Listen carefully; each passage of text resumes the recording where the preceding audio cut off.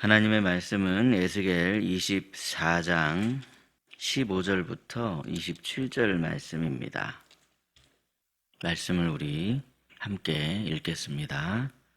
여호와의 말씀이 또 내게 임하여 이르시되 인자야, 내가 내 눈에 기뻐하는 것을 한번 쳐서 빼앗으리니 너는 슬퍼하거나 울거나 눈물을 흘리거나 하지 말며 죽은 자들을 위하여 슬퍼하지 말고 조용히 탄식하며 수건으로 머리를 동이고 발에 신을 신고 입술을 가리지 말고 사람이 초상집에서 먹는 음식물을 먹지 말라 하신지라.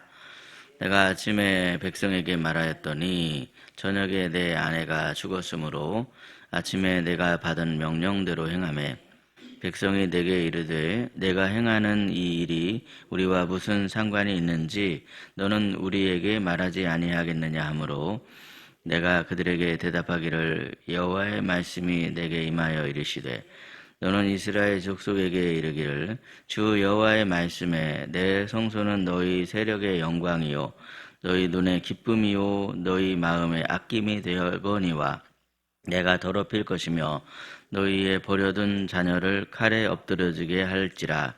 너희가 에스겔이 행한 바와 같이 행하여 입술을 가리지 아니하며 사람의 음식물을 먹지 아니하며 수건으로 머리를 동인 채 발에 신을 신은 채로 두고 슬퍼하지도 아니하며 울지도 아니하되 죄악 중에 패망하여 피차 바라보고 탄식하리라. 이같이 에스겔이 너희에게 표징이 되리니 그가 행한 대로 너희가 다 행할지라. 이 일이 이루어지면 내가 주 여호와인 줄을 너희가 알리라 하라 하셨느니라. 인자야, 내가 그 힘과 그 즐거워하는 영광과 그 눈이 기뻐하는 것과 그 마음이 간절하게 생각하는 자녀를 데려가는 날, 곧 그 날에 도피한 자가 내게 나와서 내 귀에 그 일을 들려주지 아니하겠느냐. 그날에 내 입이 열려서 도피한 자에게 말하고 다시는 잠잠하지 아니하리라. 이같이 너는 그들에게 표징이 되고 그들은 내가 여호와인 줄 알리라. 아멘. 오늘도 이른 새벽에 은혜를 사모하여 주님 앞으로 나오신 사랑하는 여러분의 삶에 하나님의 은혜와 평강이 가득하시기를 예수님의 이름으로 축복합니다. 때때로 하나님께서는 선지자들에게 입술로 말씀을 전하라 이렇게 명령을 하시기도 하지만 그 음성으로 전달하는 것을 넘어서서 삶 자체로 행동으로 메시지를 전해라 그렇게 명령을 주시는 경우도 있습니다. 예를 들면 호세아가 그랬죠. 호세아는 음란한 여인과 결혼하는 그 아픔을 통해서 이 꺾이지 아니하시는 하나님의 사랑을 전했습니다. 또한 이사야는 무려 3년 동안을 벗은 몸으로 옷을 입지 않고 그렇게 다니게 하심으로 말미암아 이 포로 생활의 백성의 비참함이 얼마나 끔찍할 것인가 그것을 전하게 하셨습니다. 말로만 전해서는 잘 깨닫지 못하고 도무지 들으려고 하지를 않은 백성들에게 모습을 보여줌으로 말미암아 생생하게 메시지를 전달하게 하기 위해서 그런 명령을 내리실 때가 있더라는 거죠. 그리고 오늘 본문에서 우리는 또 하나의 충격적인 장면을 보게 됩니다. 그것은 아내의 죽음 앞에서도 그저 잠잠히 슬퍼하지 말라 하는 그런 명령이었습니다. 이러한 하나님의 명령은 인간적으로는 참으로 이해하기 어려운 그런 명령이었습니다. 그렇다면 하나님께서는 왜 에스겔에게 이러한 명령을 내리신 걸까요? 오늘 말씀을 통해 하나님이 우리에게 주시는 교훈을 함께 나누고자 합니다.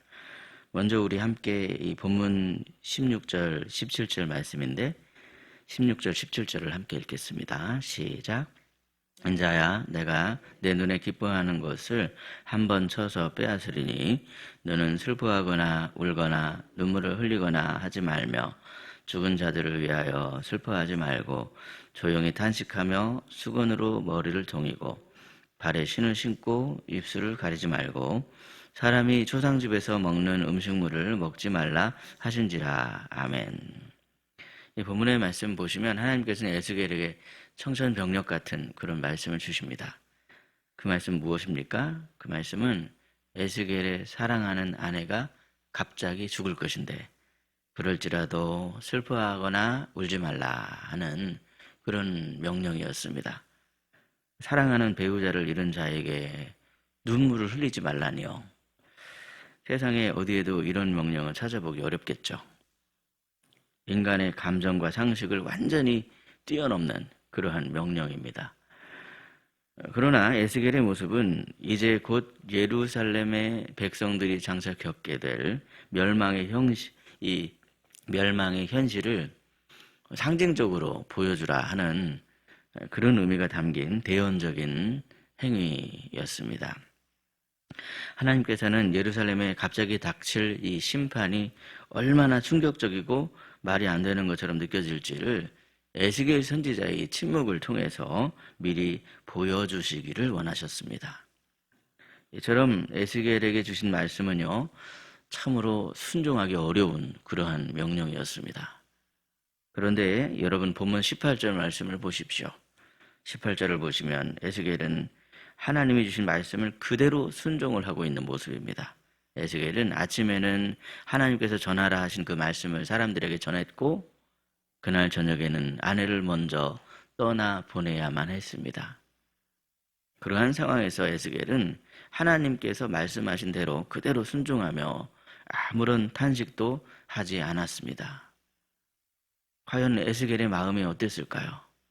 이 아침에 일어나서 말씀을 전하라 나아가는 에스겔의 마음은 어땠을까요?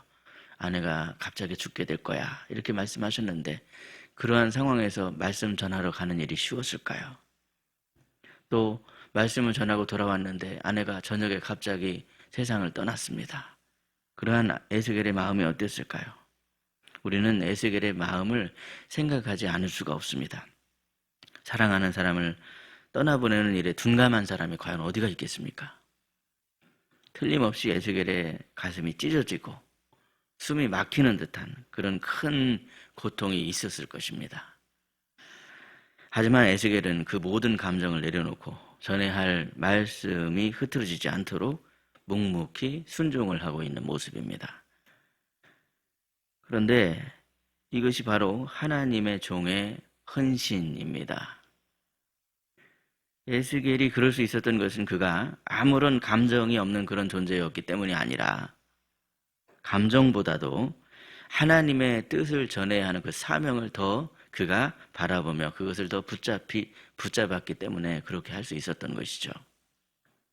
성도 여러분, 그러면 과연 우리는 어떻습니까?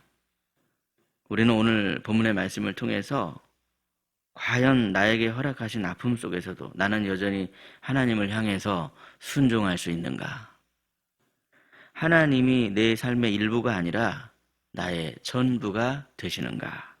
에스겔의 모습을 통해 우리는 우리의 마음을 한번 되돌아봐야만 합니다. 예전에 제가 군산에 있을 때 어떤 집사님의 어머님이 갑자기 혈액암으로 돌아가셨습니다. 그런데 그분은 참으로 그가 사랑했던 엄마의 장례식이었음에도 불구하고 자신의 슬픔보다도 아직 믿지 아니하는 식구들, 아직 믿지 아니하는 친척들에게 더 깊은 관심이 있었습니다. 그래서 매 장례 예배 때마다 하나님 이 예배를 통해서 우리 믿지 않는 식구들 예수 믿고 구원받게 해주세요. 이미 우리 엄마는 천국 갔는데 우리 식구들 예수 믿고 구원받게 해주세요. 장례 기간 내내 어떻게 하면 식구들이 예수 믿고 영접할 수 있을까? 예수님 영접할 수 있을까? 그것에만 오로지 집중하며 기도했다 하는 그 이야기를 제가 들은 적이 있습니다. 여러분, 에스겔처럼 아픔과 슬픔 속에서도 우리의 삶을 통해 세상을 향한 하나님의 뜻을 나타내셔서 생명을 회복시키고 살리고자 하시는 우리 하나님의 메시지가 되시는 저와 여러분이 되시기를 예수님의 이름으로 축복합니다. 그런데 에스겔이 전해야 했던 이 메시지는요, 하나님의 말씀대로 순종한 그 침묵 속에서 오히려 더 선명하게 드러나고 있는 것을 보게 됩니다. 본문 19절을 보시면요, 사람들은 당연히 에스겔의 모습을 보면서 궁금해하며 물었습니다. 아내가 죽었는데도 왜 장례식을 제대로 치르지 않는지, 왜 애국하지도 않는지, 그것이 너무나 이상해 보였기 때문이었습니다. 이러한 에스겔의 침묵 행위는 사람들에게 그 어떤 메시지보다도 더 강력하게 전달되었습니다. 그는 그저 하나님께서 말씀하신 대로 순종만 했을 뿐인데 그가 전달해야 했던 메시지는 오히려 사람들 마음 깊은 곳에 울림이 되었고 큰 감동이 되었습니다. 여러분, 그것은 우리도 마찬가지입니다. 세상 사람들 앞에서 우리들의 삶이 그저 뻔한 것으로 보여서는 안 됩니다. 에이, 예수 믿는 사람도 뭐 다 똑같지 뭐. 믿는 사람이라고 뭐 별 수 있겠어. 이렇게 여겨져서는 안 되더라는 것이죠. 물론 하나님의 자녀라고 해서 고통이 없는 게 아닙니다. 아픔이 없는 게 아닙니다. 찌르면 아픕니다. 고통이 있습니다. 슬픔으로 눈물을 흘릴 수밖에 없죠. 때로는 하나님의 자녀에게도 어려움이 있고 고난이 있지만 그러한 고난 속에서도 우리가 흔들림이 없이 주님을 바라볼 때 사람들은 오히려 어떻게 그럴 수 있습니까? 하고 그렇게 궁금해 여길 수밖에 없을 것입니다. 우리는 바로 그러한 하나님의 자녀가 되어야만 합니다.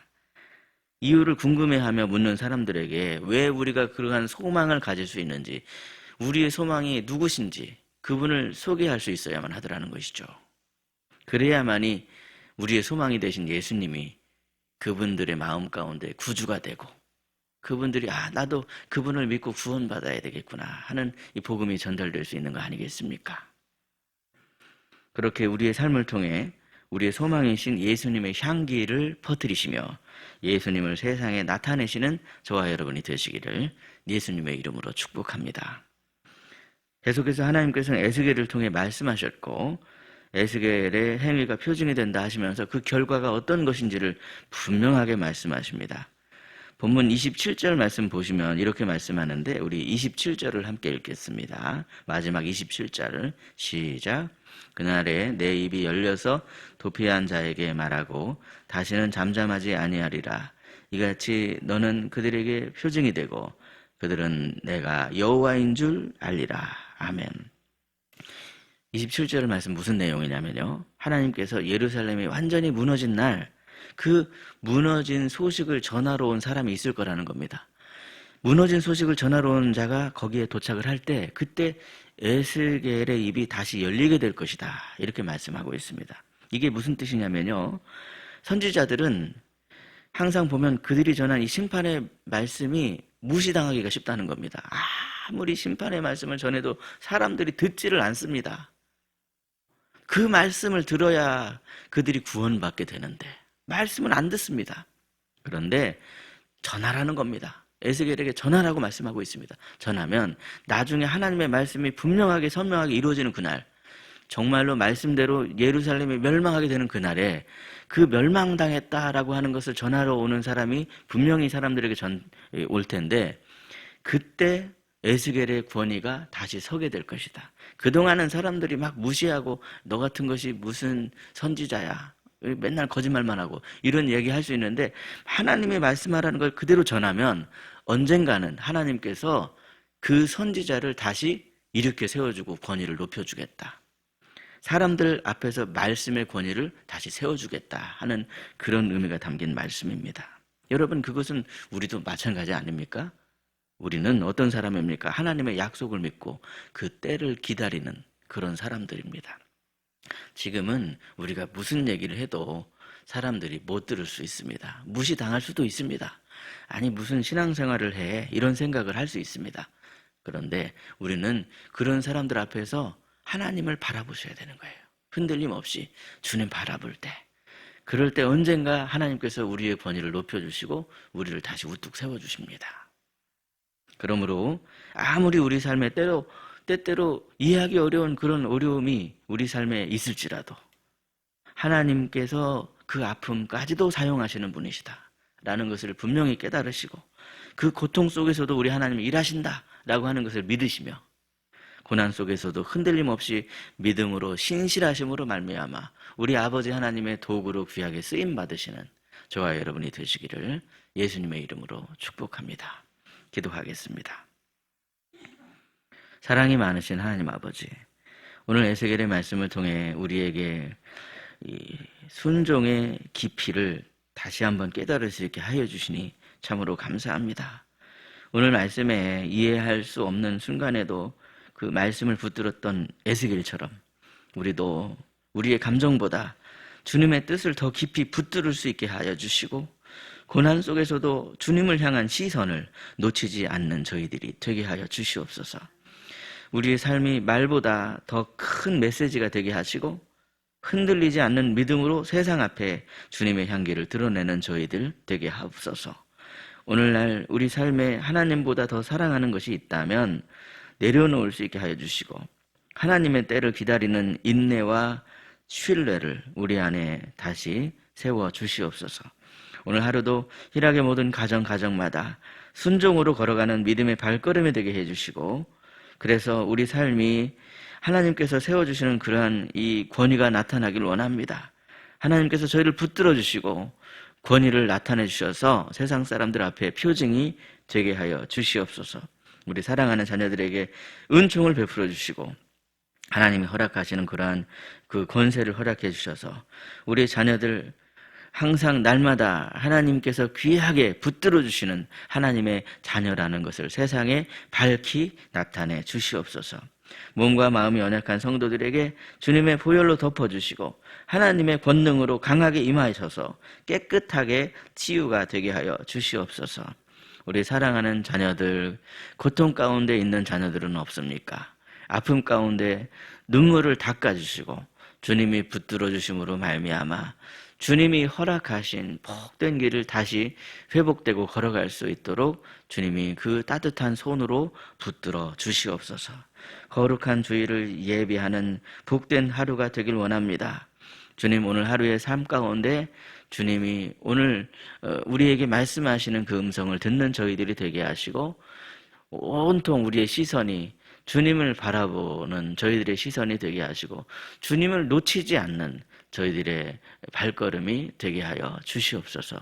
우리 구주 예수 그리스도의 이름으로 기도드리옵나이다. 아멘. 각자 기도하시겠습니다.